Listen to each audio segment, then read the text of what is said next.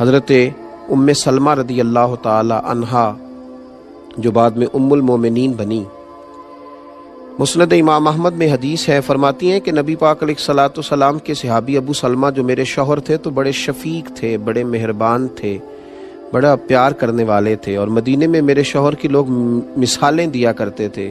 ام سلمہ کا شوہر ابو سلمہ بڑا ہی رفیق ہے، بڑی محبت کرنے والا ہے۔ فرماتی ہیں وہ مسجد نبوی شریف سے جو بھی سن کے آتے مجھے گھر آ کے سنایا کرتے۔ ایک دن وہ مسجد سے حدیث سن کے آئے تو بڑے خوش تھے اور آ کر کے مجھے کہنے لگے کہ ام سلمہ آج میں ایسی بات سن کے آیا ہوں کہ تم بھی اس پہ عمل کرو گی تو اللہ تمہیں بڑا ہی اجر عطا کرے گا۔ میں نے کہا سنائیے، تو کہنے لگے آج قریب محبوب علیہ السلام نے کہا ہے کہ جس پر کوئی مشکل آئے اسے کہنا چاہیے انا للہ و انا الیہ راجعون، تو اللہ تعالیٰ نے جو چیز اس سے لی ہوگی اللہ اسے بہتر اسے عطا کر دے گا، اللہ کسی نہ کسی انداز میں اسے اس کا نعم البدل دے دے گا، تو یہ پڑھنا چاہیے۔ جناب ام سلمہ کہتی ہے میں نے وظیفہ بنا لیا، لیکن یقین کامل کے ساتھ بنایا۔ میرا ضمیر اس بات پر مطمئن ہو گیا کہ واقعی اللہ نے جو لیا ہوگا اللہ اس سے بڑھ کر مجھے عطا کرے گا۔ آپ فرماتی ہیں وہ شوق، وہ ذوق، اس دلچسپی سے میں پڑھتی، اور میں نے اس کا ایک بار نہیں 20 بار تجربہ کیا کہ میں جب بھی اس کو پڑھتی تو میرا جتنا نقصان ہوا ہوتا اس سے بہتر چیز اللہ مجھے عطا کر دیتا۔